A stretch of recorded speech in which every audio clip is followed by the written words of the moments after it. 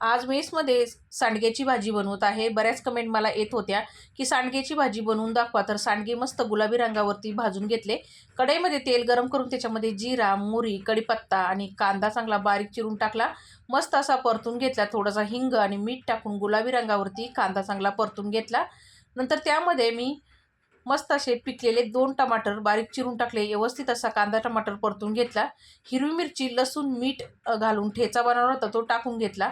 घरगुती मसाला, गरम मसाला, काश्मीरी मिरची पावडर, हळद टाकून मस्त असं परतून घेतलं। भाजलेले शेंगदाण्याचा कूट टाकून मिक्स करून घ्यायचं चांगलं।